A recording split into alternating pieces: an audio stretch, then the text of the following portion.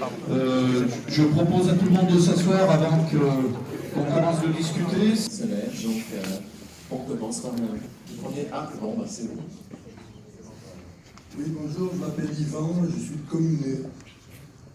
Je voudrais d'abord dire que le gouvernement a l'entière responsabilité des mouvements citoyens qui se déroulent depuis des mois, puisque l'association dont je fais partie, qui s'appelle Article 3, a écrit au gouvernement il y a plus d'1 an pour lui dire qu'il y avait un moyen très simple de réformer la France dans la paix sociale, c'était d'instaurer le référendum d'initiative citoyenne en toute matière, pour que les gens s'ils avaient un moyen de s'exprimer démocratique, ils n'auraient pas à descendre dans la rue. Et on a rappelé tout à l'heure que les gouvernements ne cèdent que quand il y a des dangers, un rapport de force et des dégradations. On en a eu la preuve avec cette histoire de bonnet rouge. Il faut savoir que ce référendum d'initiative citoyenne est souhaité par plus de 80% des Français, et que l'on l'a pas, alors que la loi dit que la loi est censée être l'expression de la volonté générale. Le Premier ministre a dit il n'y a pas longtemps que le RIC, c'est le RIC.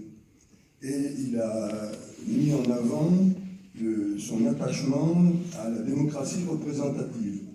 Alors il faut quand même que les gens qui sont ici sachent qu'on n'est ni en démocratie et ni dans un système représentatif. On n'est pas en démocratie, ça tout le monde le constate, puisque une fois le bulletin mis dans l'urne au second tour des législatives, les citoyens ne peuvent plus reprendre la parole, quoi que fassent les députés, même le contraire de certaines promesses, on ne peut plus reprendre la parole.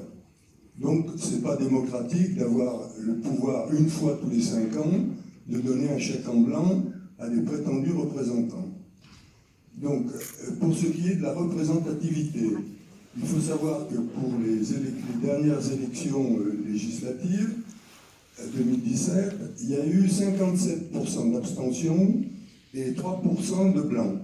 C'est-à-dire que 60% des inscrits ont refusé de choisir un représentant. Il ne faut pas trop s'en étonner, puisque dans les sondages, il y a 85% des Français, c'est à peu près comme ça tous les 6 mois, 85% des Français qui pensent que les hommes politiques ne tiennent aucun compte de leur avis. Donc si c'est pour aller voter pour des gens qui ne tiennent pas compte de ce qu'on leur dit, il faut comprendre ce désintérêt. Voilà, donc si on veut, le gouvernement pourrait mettre fin immédiatement aux manifestations en annonçant que dans les 6 mois, il va instaurer le référendum d'initiative citoyenne en toute matière dans la Constitution, ce qui est tout à fait possible.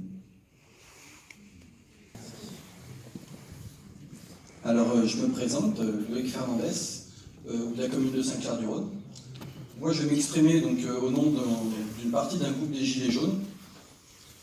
Madame Abadi, dans la lettre du maire de Saint-Clair-du-Rhône, il est stipulé donc, que cette réunion est une consultation citoyenne.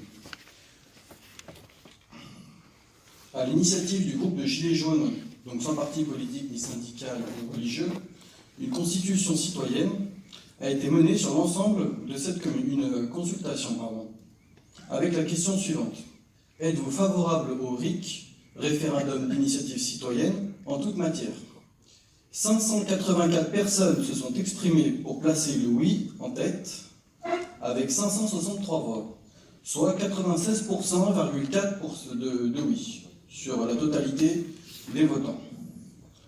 Nous profitons donc de votre venue à Saint-Clair-du-Rhône, capitale du RIC, pour vous remettre l'intégralité des voix citoyennes que vous avez d'ailleurs qualifiées dans la presse de simulacre de référendum. Et en attendant ces voix, donc elles sont ici.